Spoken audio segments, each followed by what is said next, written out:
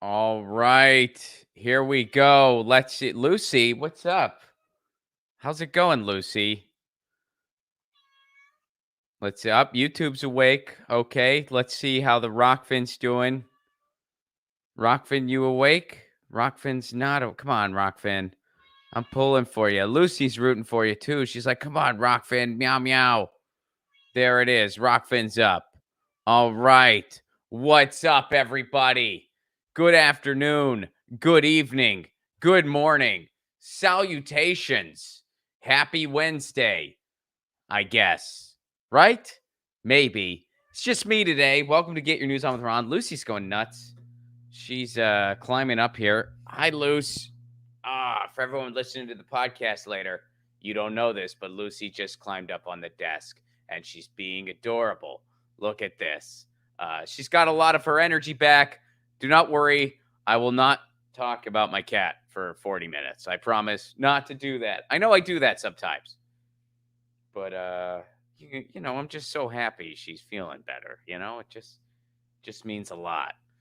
Somebody said to me the other day, they were like, go play with your cat. Like that was like an insult. I was like, that's one of my favorite things in the world. Thank you for that. I think I will actually go do something that brings you joy. All right. Speaking of which, not speaking of things that bring me joy, but speaking of, combat on the internet, today's episode is going to be focused all around the recall election in California, which has really brought out the best in everybody. I got to say, it's really amazing. So Gavin Newsom won. He won. He gave a victory speech, by the way. Which is that's interesting, a victory speech in a situation like that. Like, thank you, California. This is a great victory for me. You decided that I'm slightly more tolerable than a Ron DeSantis wannabe. Thank you. Clearly, you love me. That would be like the equivalent of a quarterback who's playing really shitty in a football game, just a really terrible quarterback. And then at the end of the third quarter, the quarterback holds a press conference and goes, I've just received word. I'm going to play in the fourth quarter. And I want to thank you all for not putting in the geriatric announcer to play instead of me. Thank you so much for that. Clearly, you love me. Your other option was a geriatric announcer who can't even hold the football, and you chose me to play the fourth quarter. Thank you so much. Thank you so much.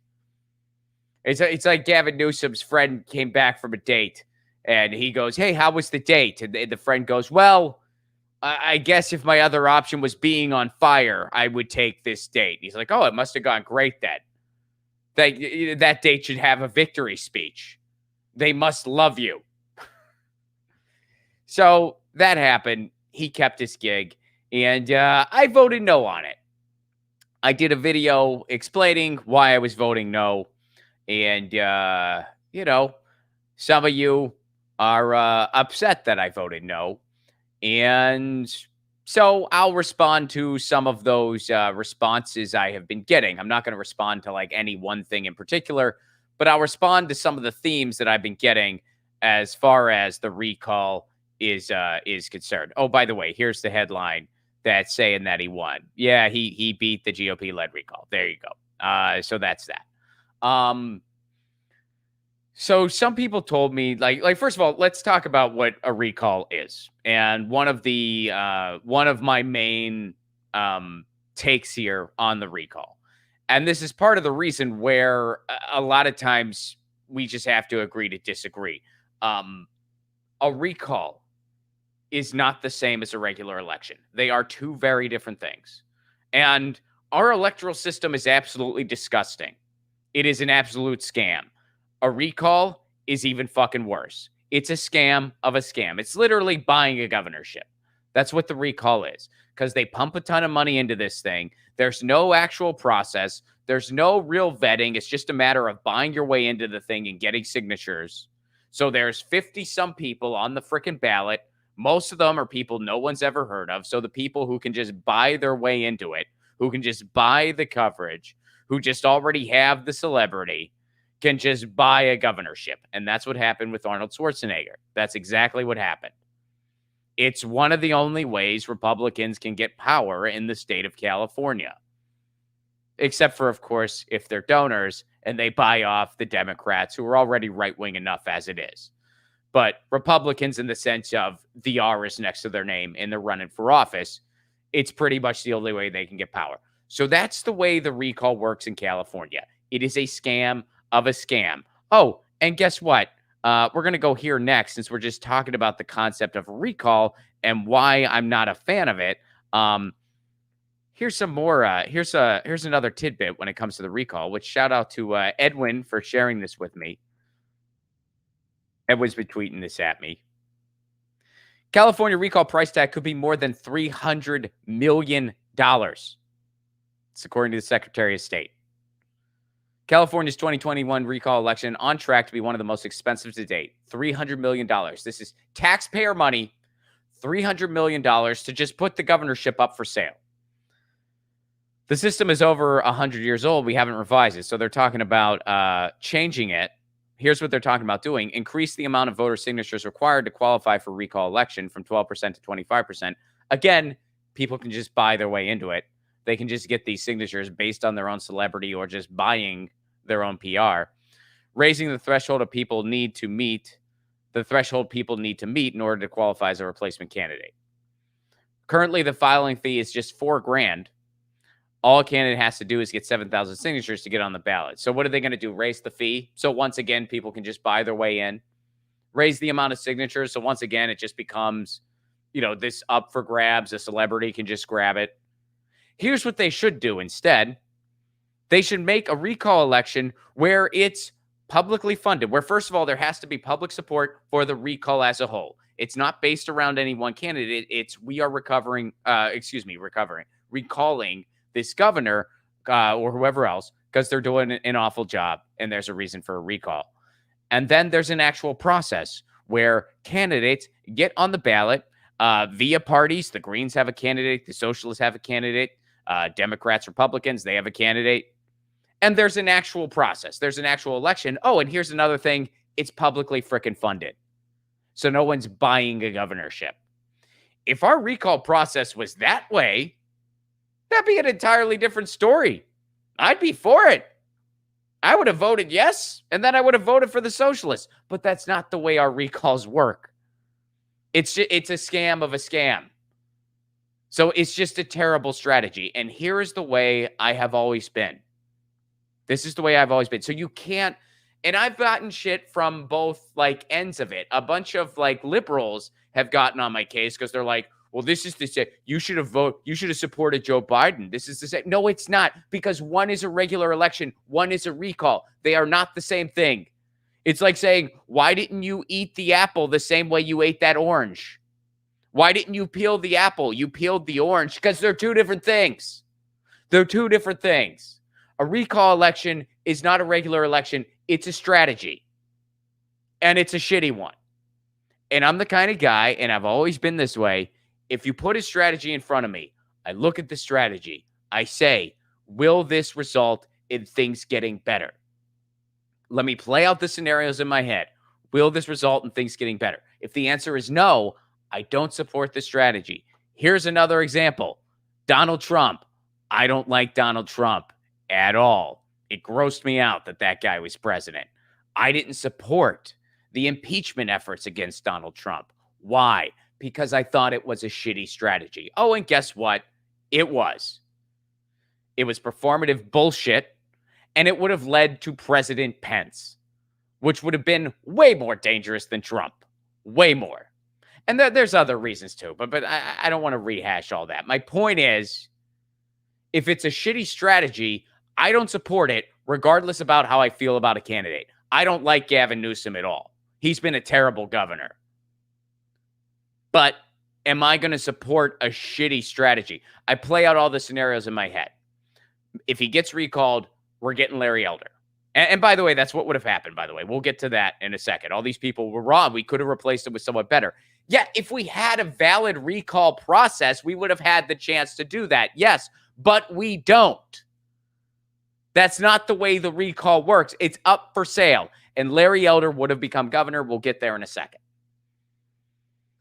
So I play that scenario in my head. We get Larry Elder for a year. There's a couple things that are floating around that have passed the legislature that Gavin Newsom, there's going to be a lot of pressure on him to sign. We're going to get to that later. Larry Elder would for sure veto all those things. The broadband bill, he'd for sure veto that. The money set aside to combat droughts and fires, he would have reversed all that. Some of the other bills that have passed the legislature that there's going to be pressure on Newsom to sign, Larry Elder would say, well, the will of the people, they don't want that. And he'd veto it. That's just what would happen over the course of the next year. Would I rather have a scared Gavin Newsom who is starting to do a few better things because he's scared of losing his job? Or would I rather have a fearless Larry Elder who's going to just reverse what little we've gotten? Gavin Newsom recently denied a few fracking permits. It's way too little, way too late. Sure. And he's a friend to big oil. He is not an environmental governor at all. But would I rather have more fracking wells or less? Yeah, I'd rather have less. So over the next year, would I want to trade in Gavin Newsom for Larry Elder?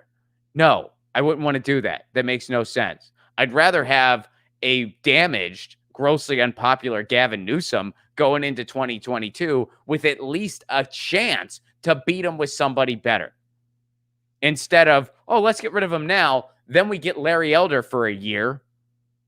And then after that year, the Democrats are going to break fundraising records. They're going to, why do you think they were telling you to vote for no one on the second option? Because they realized if Gavin Newsom can't keep his job, the next best thing is getting a Republican in there so they can fundraise out the wazoo. And then what would happen? They would run the most conservative Democrat they can find because their whole campaign would be anyone but Elder. So they'll get the most right-wing Democrat they can get away with, who would probably be even worse than Gavin Newsom.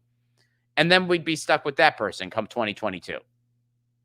So I play out that strategy, and I think, well, my choices are either A, one more year of Gavin Newsom, who's been a shitty governor, or B, a year of Larry Elder, and then probably 4 years or more of someone just as shitty, if not shittier than Gavin Newsom.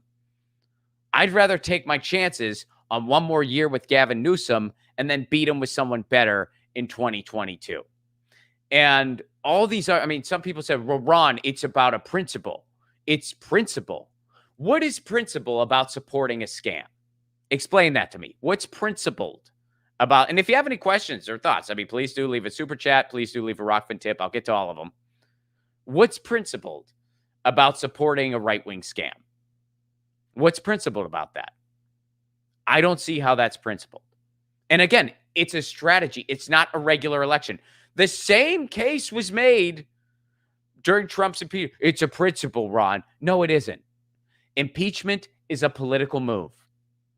And if you don't agree with, if you think the strategy will lead to something worse, then you shouldn't support it, regardless how you feel about the person involved. I despise Donald Trump. I don't despise, I'm not going to let the fact that I despise him allow me to turn off my critical thinking skills so that I support a shitty strategy that'll make things even worse. I despise Gavin Newsom. I'm not going to let the fact that I despise him let me turn off my critical thinking skills so I support a shitty strategy that'll make shit even worse. That's just how I see it. That's how I see it. So no, it's not about principles. And honestly, if your principles, quote unquote, are such like this just means so much to you or whatever, you wouldn't vote at all. Like if you're so concerned about your principles, you would be like, this entire thing is a scam. I'm not going to participate. And by the way, I know people who have made that decision. I know people, they don't vote because they're like, our electoral system is so disgusting. I refuse to participate in it anymore. I get their frustration. I get where they're coming from. And I can't really shame them for that decision. But I disagree with it. I mean, I have a lot of friends and colleagues who are in that position. They're like, I don't vote anymore because I can't. And I'm like, look, I get where you're coming from. I can't say I blame you in many ways because I look around and all your grievances are right on. But I don't agree with it. I feel like we got to try. Well, if nobody voted, the ruling class would be thrilled. Are you kidding me? Look at how low our voter turnout is. It's incredibly low. It's incredibly low, and they love it that way. The ruling class will always have their minions, and they will vote. So if other people just don't vote, if other people, I'm just not going to vote, well, then the ruling class still will. Their minions still will. And then they'll say, hey, look, this won in a landslide. So I get the frustration. I really do. I know some of you watching this and listening to this are probably in that boat where you probably are like, I don't vote anymore because of how corrupt the system is. I get it. I get where you're coming from. I just don't agree with that conclusion. I think we got to try. We got to try. And again, voting is just one tool in the toolkit of change. Just one tool. One tool in the toolkit of change. And an over amplified tool. And I realize that right now I'm talking about an electoralism thing to an extent. So I vote. I vote. And I make sure I vote locally too, because that's where it's most important. Locally is where you actually have the most power. Power in quotation marks. Because we don't have a whole lot of power, people. But voting locally, the way we prioritize it is ass backwards. We make it out like presidential is the most important, and then like midterms and stuff like that, and state stuff, and then local is like, if you get around to it, great. It should be the other way around. It should be like local, you should never fucking miss an election. It should be a holiday. Local elections, city council, mayor, even school board, that should be like holy shit. And then after that, midterms, and then after that, presidential is, kind of the least important. So if you're going to make the principal argument, I disagree. Again, it's not a regular election. It is a strategic move, not a regular election. If you treat it as a regular election, we just got to agree to disagree. And the way I see it, you're peeling an apple. You're peeling an apple like it's an orange. It's not an orange. It's a frickin' apple. So these people like, well, Ron, why didn't I? Well, that by that logic, you should support Biden. No, one's a regular election. One is a recall scam. Which, by the way, our elections are a scam enough as it is. A recall somehow makes it even worse. If we had a different recall process, that'd be totally different. But we don't. We don't. And a lot of folks realize that. That's why the guy I voted for, I voted for the socialist David Moore. Because again, the Democrats were telling you to leave the second line blank, which was a stupid, well, they did it on purpose, but that's horrible advice because that would have guaranteed us elder. Oh, and by the way, that kind of worked because guess what? We'll go here now. Let's see here.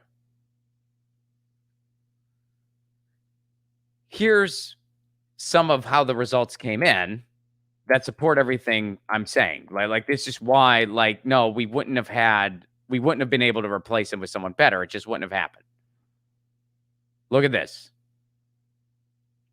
The results of that question, Conservative talk radio host Larry Elder had more than 43% of the vote in early returns, easily outpacing the other candidates on the ballot. So just based off early returns, Larry Elder would have won this thing.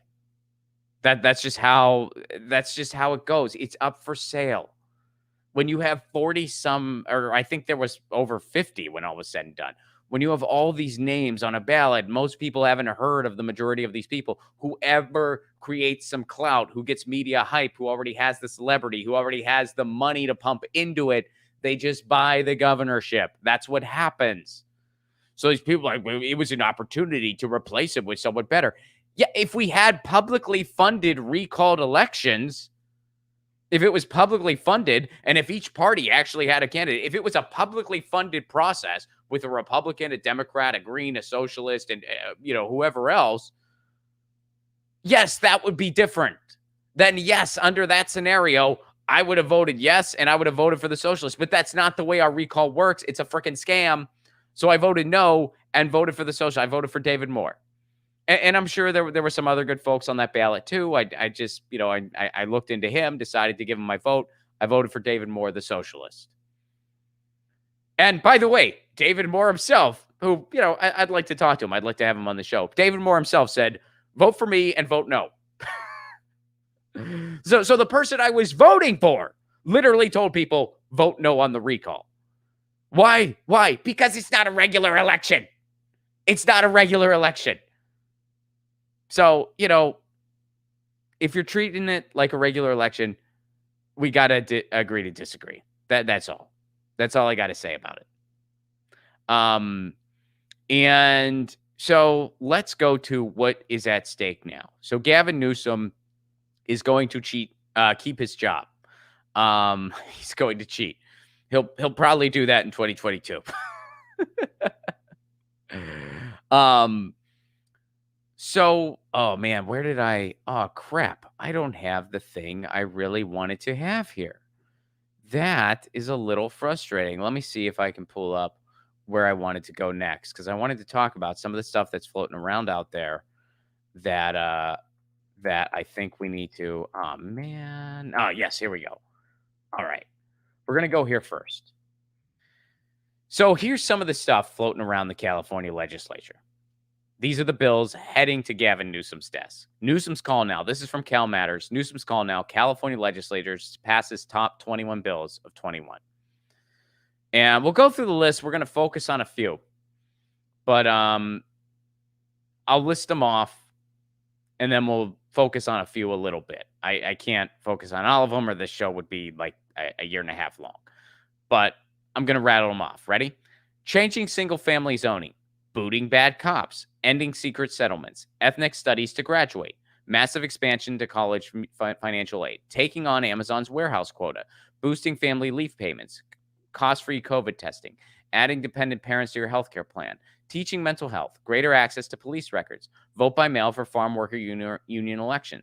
Removing condoms without consent. Not sure the details there. Some of these we're not going to go into. I'm not sure all the details. That'll be explored at a later time. Holding fashion brands liable for fair wages, protecting protesters from rubber bullets, easing transfers to UC and Cal State, legal protection for prescribed burns, cracking down on debt settlement firms, gender-neutral toy sections, truth and recycling, a free press of protests. Okay, so here we go. Here's a couple significant things here. The recall threat also have doomed some legislation that might have reflected unfavorably upon California and its governor. Bills that stalled, here's some bad news, included proposals to create single-payer healthcare. Stalled once again. Ban corporate donations to political candidates. Stalled once again. Legalize psychedelic drugs and sanctions clinics where addicts can use illegal drugs under medical supervision and allow people to turn their bodies into garden compost after death. What's the problem with that? It's your body. You don't need it. If you want it to be compost, I think that's great. Now, here's a couple important things. With epic wildfires burning in a state stricken by drought, lawmakers approved $1 billion for wildfire prevention,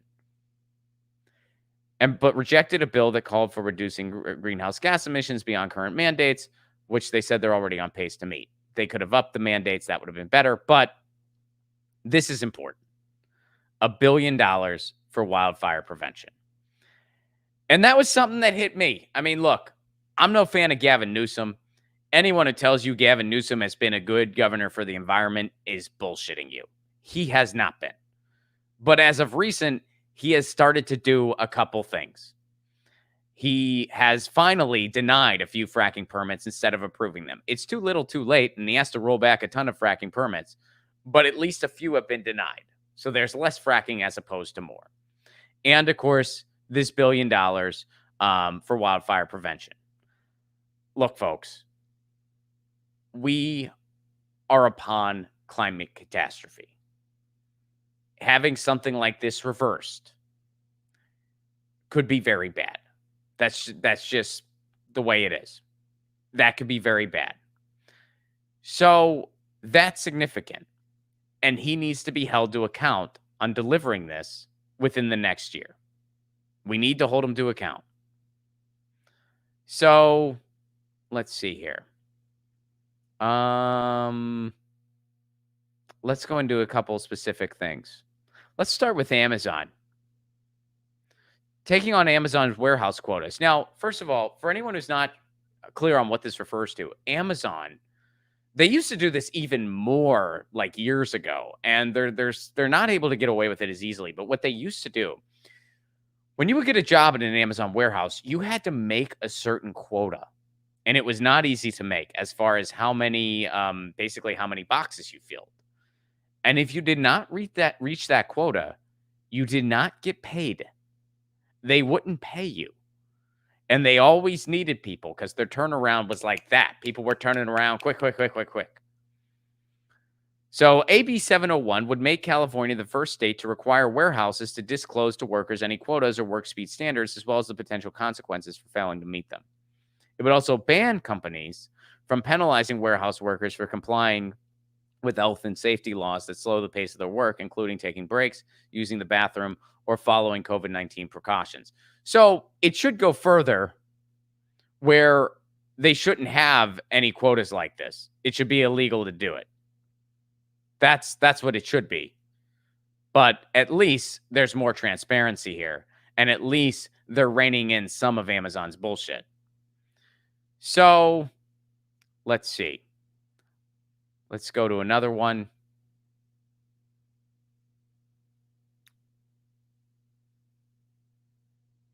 Cost-free COVID testing. SB 510 would put a stop to surprise billing for COVID-19 tests and vaccinations, ensuring patients face no out-of-pocket fees from health plans and insurers due to the public health emergency, regardless of whether they receive their services through in or out-of-network providers. The bill by Sacramento Democratic Senator Richard Pan would also require insurers to fully cover COVID-19 screening tests, like those increasingly required on a regular basis by employers and schools. Testing is very important throughout this pandemic, folks. You look at Denmark. Denmark has gotten this thing under control. There's a number of reasons for that. One of the reasons, Denmark had extensive testing, easily available, and free and affordable. I think in Amsterdam, to get a test for yourself, like a home test, was about $3. Here in the United States, it's between $12 and $40. Also, you know something they were doing in Denmark? They were testing teachers twice a week to make sure that these teachers don't have COVID and they're going to be around children who are among the most vulnerable. Here in the United States, there is a record high in children getting COVID, and a quarter of all COVID cases are coming from children because we're not protecting them enough in schools. Now, this isn't surprising because for 20 years, bullets have been flying in the classroom and we've done nothing. So it's not surprising that we're not doing enough to keep the kids safe in school. But regardless, we ain't doing enough to keep our kids safe in school. So this is significant. This is a significant thing to make tests available in California. So my point here is, and then we're going to go here because you guys know this is my area. This is Ron's area.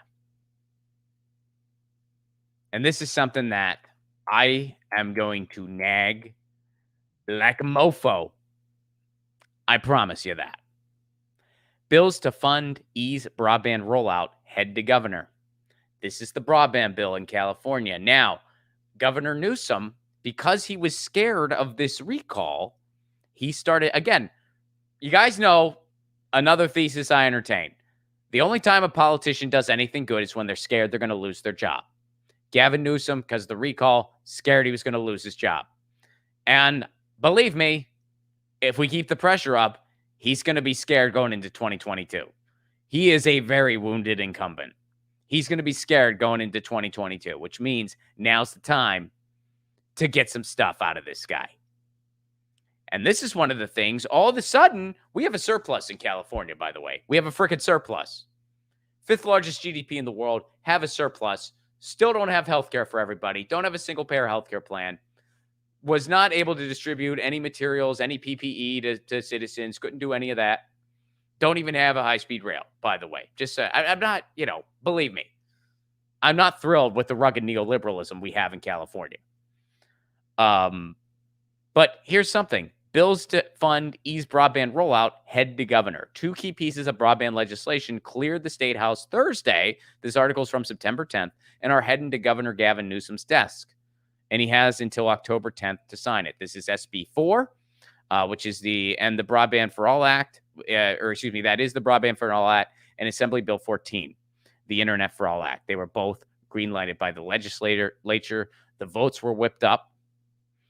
SB4 would compel the governor's Office of Business and Economic Development to coordinate with state, local, and national entities to find ways to facilitate streamlining of local land use approvals and construction permit processes for broadband infrastructure deployment and connectivity-related projects. It would also set a goal for the California Advanced Services Fund's broadband infrastructure grant account of approving funding for infrastructure projects that would provide broadband access to no less than 98% of California households by 2032. Which is kind of shitty because the original deadline was 2026. So that's shitty, but this is still a good bill. AB 14 extends the funding mechanism a decade beyond its 2022 terminus, authorizing the California Public Utilities Commission to impose a surcharge aimed at collecting $330,000. And they will collect up to $100 million annually. So basically, this assures the type of funding necessary to make this happen, which, by the way, we have the frickin' money. So there you go. These are the things that are at stake now. These are the things that are floating around, that are on the governor's desk, and it's up to us. And by the way, this doesn't just affect California. This affects the rest of the frickin' country. The climate catastrophe is upon us. California needs to act bold. The United States needs to act bold. We need to do something about the upcoming droughts. Other places need to do something about the upcoming floods. It's here. It's at our doorstep. And the idea that we can just continue to deregulate and dismantle all protections we have, we can't mess around with that, folks. We just can't. And I get it. No one's doing what we need to do. I get it that Gavin Newsom is not going far enough and Larry Elder would be even worse. I get that. But we got to at least make sure stuff like this happens. Make sure stuff like $1 billion for wildfire prevention. We got to make sure that frickin' happens. That's something we got to do. So there you have it. There you have it. That's what's going on. That's what's going on. That's what happened with the recall. Again, that's why I chose to vote no on the recall, and I voted for the socialist. If any of you left the second part blank, that was not wise. Don't ever do that again. And the recall process in California is a complete scam. And our election system is a complete scam. So it's a scam of a scam. It somehow made our sham elections even worse and even more bullshit. What a time. And by the way, if you disagree with my strategy, that's okay. That's okay. And you can disagree with me. You know, I responded to some of the points people were making. We could have gotten someone better. No, that's not the way the recall works. We couldn't have. It's set up that way by design. It's a principle thing. No, it isn't. Subscribing to a scam is not a principle. That's not a principle. We could have gotten a corrupt politician out and replaced him with another corrupt politician. And that was guaranteed. I'd rather replace that corrupt politician in 2022 with someone better. Which brings me to another point. Oh, Gavin Newsom deserves to lose his job. Yes, he does. In a general election in 2022. That's when he deserves to lose his job. Not via a recall scam. That's a scam. I'd rather at least have a chance to beat him with someone better. Again, recall election, not a general election. They're not the same thing. They are two different things. One is just a general election. One is a strategy. All right. I think that's where I stand on it. So there you go. And there's a list. And you can go to Kel Matters. You can see all the things that are listed. And by all means, tweet Gavin Newsom, call the office, demand it. And demand AB 1400, which is a single payer bill. He promised it in 2017. And it's time to demand it. It's time to demand it. And that guy knows, Gavin Newsom, he knows he's not loved. He knows that. If Gavin Newsom wanted to guarantee re-election in 2022, he'd support a single-payer bill. He'd support a bill that most Californians want. If he brought single-payer to California, it would set the bar for the rest of the country, which means other states would get it, which means we would get federal Medicare for all. The goal is federal Medicare for all. We don't want it to just be a state thing and to end there, but going one state at a time is a means to an end to get federal Medicare for all. And that's kind of how it worked up in Canada. One province got it, the rest of them followed. So if California gets it, it sets the tone for the rest of the freaking country. So now's the time. And, well, I mean, it's been time. But,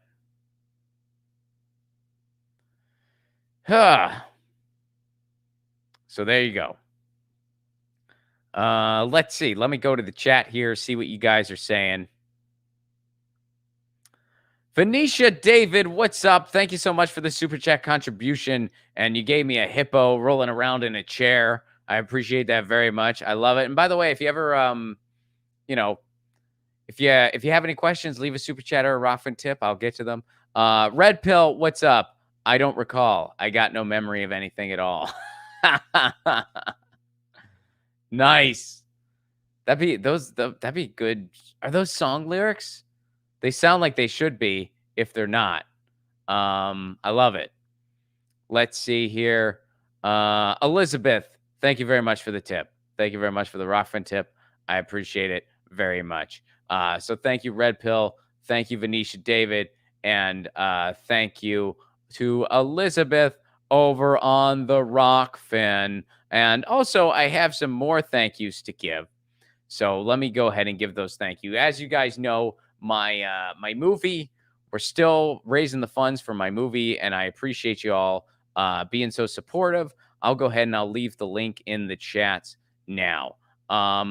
Because working on this movie, there's all kinds of perks if you make a contribution. It's a movie that calls out Wall Street. And if you contribute, you get a shout out on this podcast. You can also get a bunch of footage that we're going to be recording as we're making the movie. So tons of backstage footage and fun stuff with the cast. You can also get your name in the credits. And also there's going to be a virtual screening complete with a Q&A from the audience. Lucy, or from the cast. Lucy's going to be there. Well, the audience and the cast. You get it. And Lucy will be there, pointing at her over on her cat tree there. And you can go to GoFundMe.com, type in Left at Wall. It comes right up. You can find it on my pinned tweet. You can find it on my YouTube and Rockfin channels.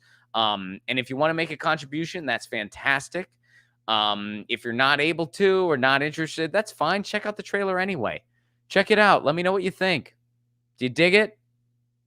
Did you enjoy it? Let me know. I just want you to watch the trailer. And if you want to make a contribution, that's fantastic.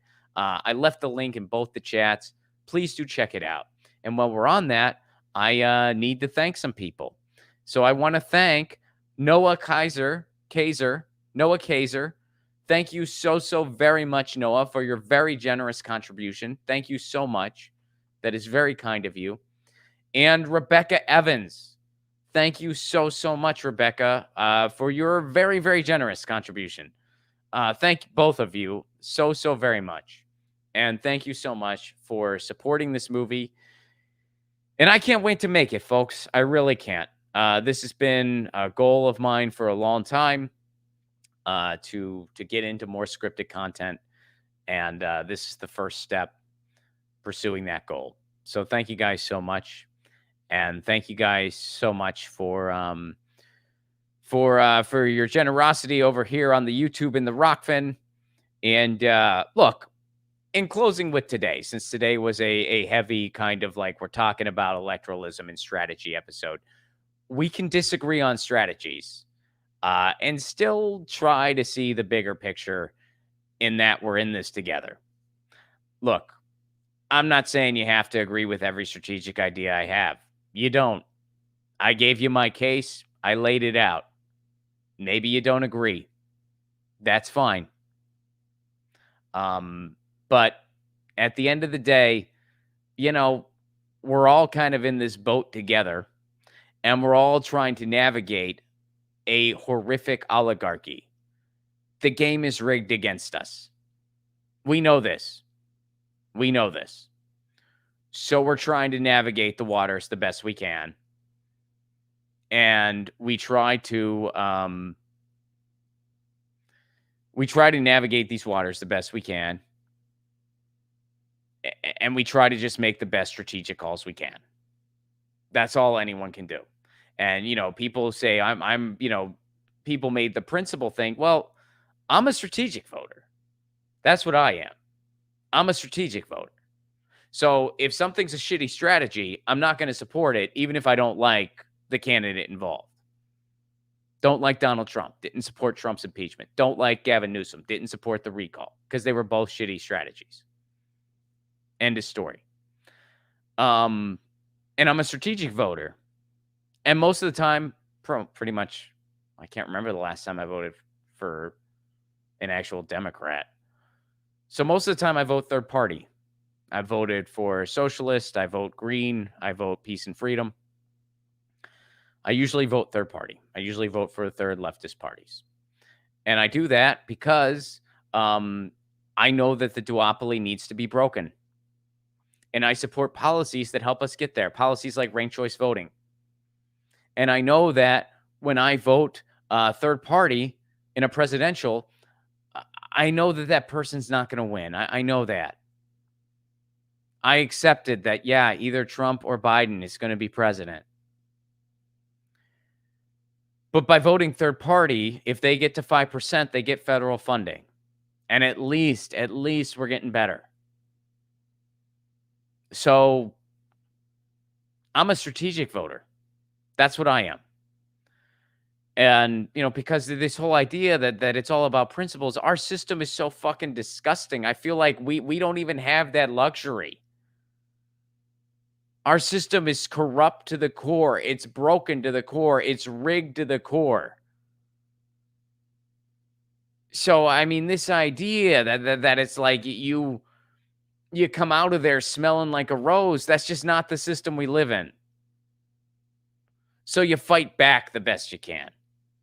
That's what you do. And you fight to change. You fight to change the system. Because at the end of the day, I mean, and I don't mean to sound doom and gloom when I say this kind of thing, but it's not hyperbole. We got two choices. We literally have two choices. The United States has two choices. We either have a real revolution and we completely have a different way of going about our society. And it's a society that is based on just meeting human needs and stewardship to the planet, which, by the way, is literally neo-socialism. Or, excuse me, that is literally eco-socialism. I don't think neo-socialism is really a thing. I've never heard of that. But it's literally eco-socialism. That's our first choice. First choice, eco-socialism. The other choice, just straight up neo-feudalism. Those are our two choices. One of those two things will happen, and our quality of life will continue to decline. It'll decline to the point where it will be completely unrecognizable, and we will just descend into true neo-feudalism. And upholding the status quo will get us to that choice B. However, upending the status quo doesn't mean you have to subscribe to really shitty policy strategies. Rear-ending the status quo doesn't mean let's follow along a bad strategy that'll make shit even worse. That's not upending the status quo. Upending the status quo is a general strike. Upending the status quo is direct action. Upending the status quo is protests. And upending the status quo is changing the way electoralism is conducted in this country. And I know that's a tall glass of water.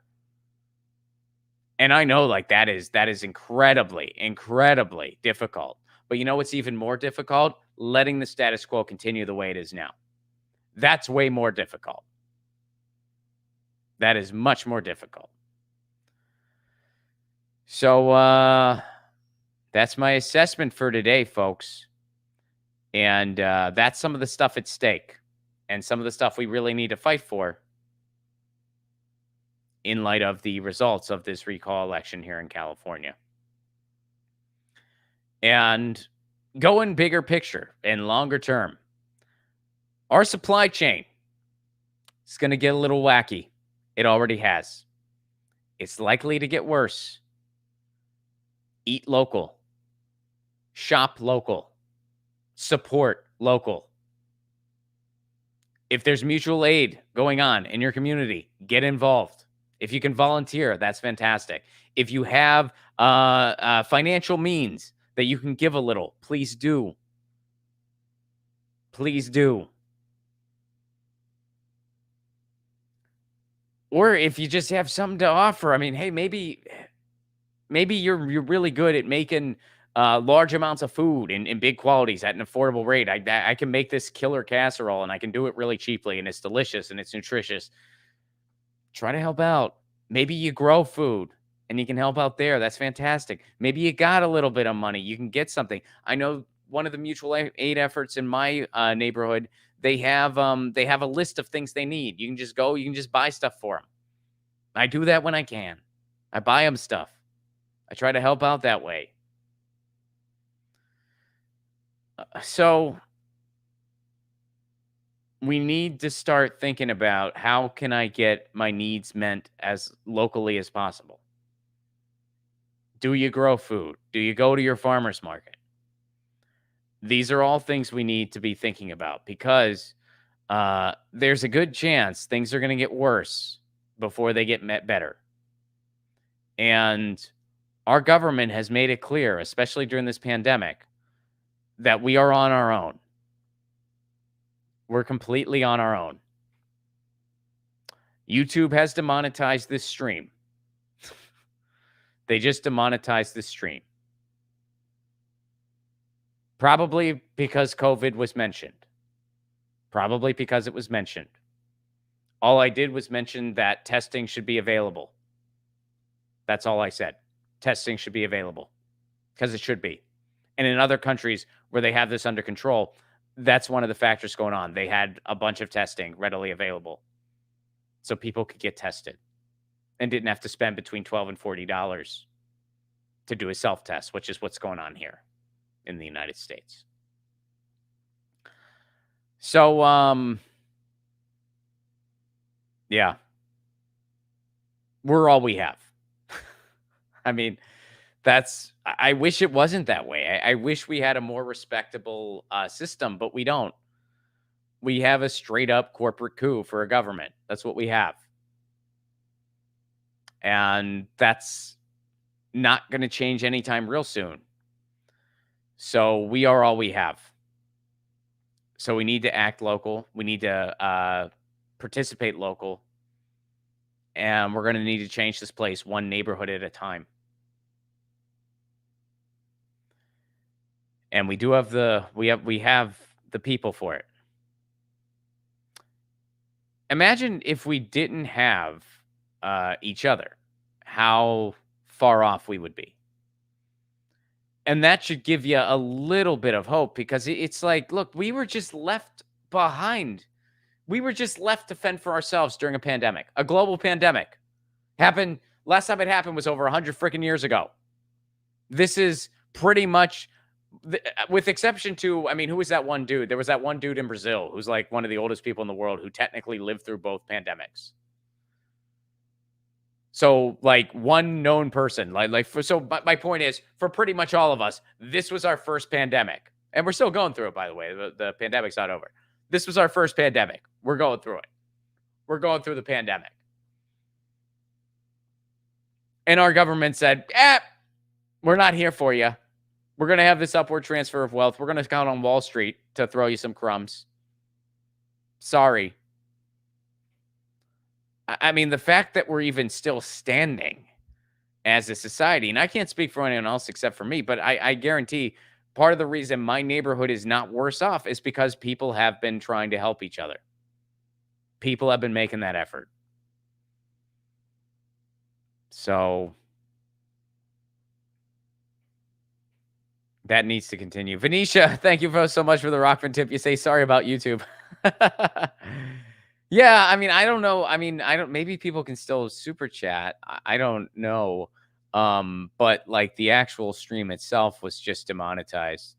Um, let's see.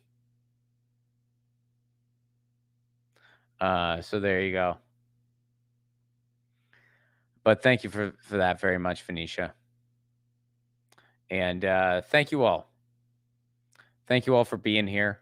Um, And again, thank you so much to Rebecca and Noah for contributing to Left at Wall, the movie I'm trying to make. And thank you very much to Venetia and Red Pill. And thank you very much to Elizabeth and Venetia again over on the Rockfin. Thank you guys so much for being here. And by the way, last quick announcement to everyone in LA. Comedy show tonight. Comedy show to LA. In LA, romplagone.com for tickets. Jimmy Dore is going to be there. Grandma is going to be there. Steph Zamorano is going to be there. And a special celebrity guest is going to be there. I'm not allowed to say who it is. But a special celebrity guest will be there tonight. If you are in Los Angeles and you are hearing this on Wednesday, grab tickets, romplagone.com. Thank you guys so much for being here. You know the drill in the meantime. Lucy, she says meow, and I say peace. Peace.